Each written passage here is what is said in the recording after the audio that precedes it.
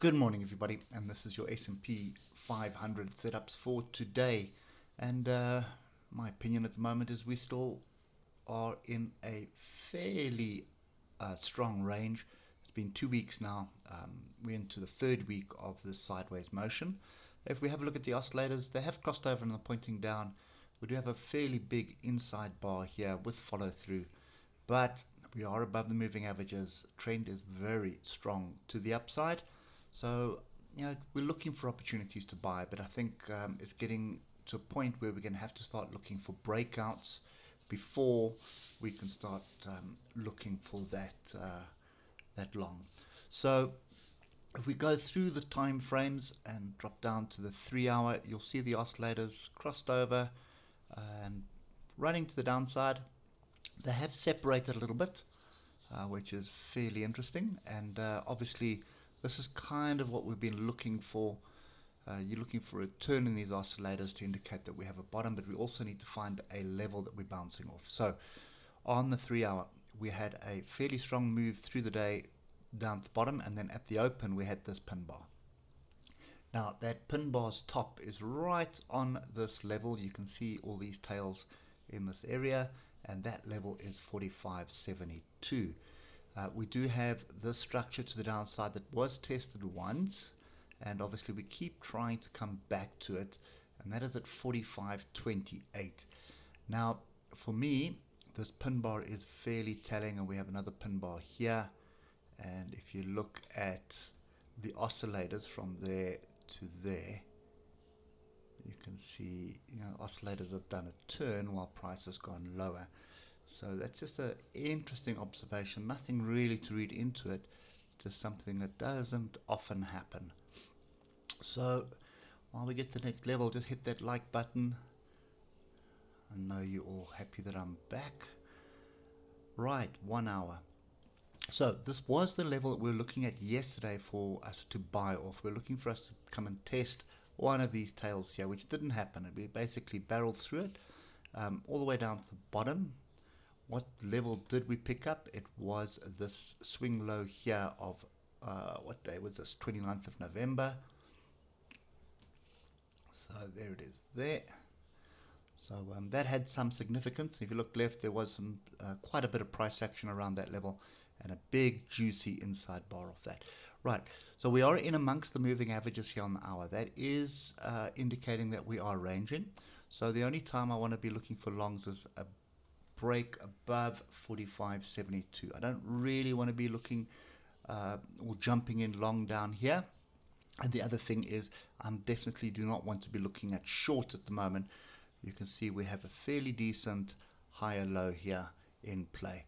So we're looking for the structure that is going to allow us to buy into this.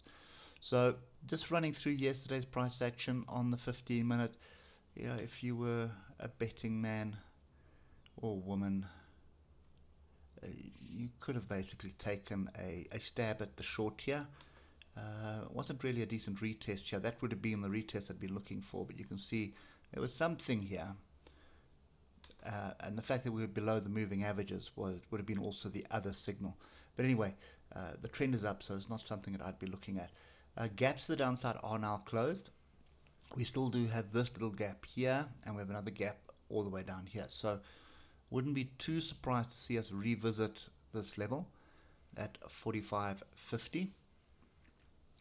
But I think, for me, I'm not keen on any shorts at the moment. I'm looking for that structure that is gonna burst to the upside, and this is the closest thing I have. That is 45.72. I'm looking for a break above that, and I want to see us find support above that before looking for anything. Shorts, maybe in a day or two, if we start dropping below these two levels to the downside here, then I'll consider shorts.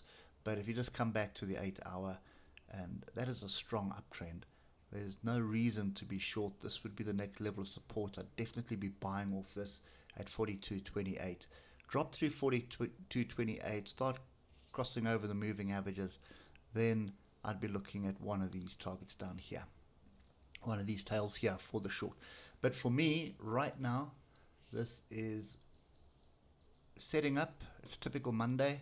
Yesterday, just no real direction, so we've got noise coming out into the market from today to Friday. And remember, we've got non-farm payrolls coming out. And last month of the year, so I can guarantee you the bulls are looking to close on a high. The question is, where is fair value? Where is the best price for the bulls to get back in on this and start driving it higher? So that's kind of what we're looking for.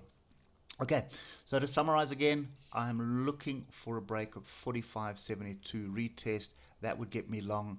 My first target would be this gap up here. I would definitely take some profit there, and then I would wait for a swing down onto one of these tails that you see here. You can probably just pick the one on the hour. So there's one there, there's one there.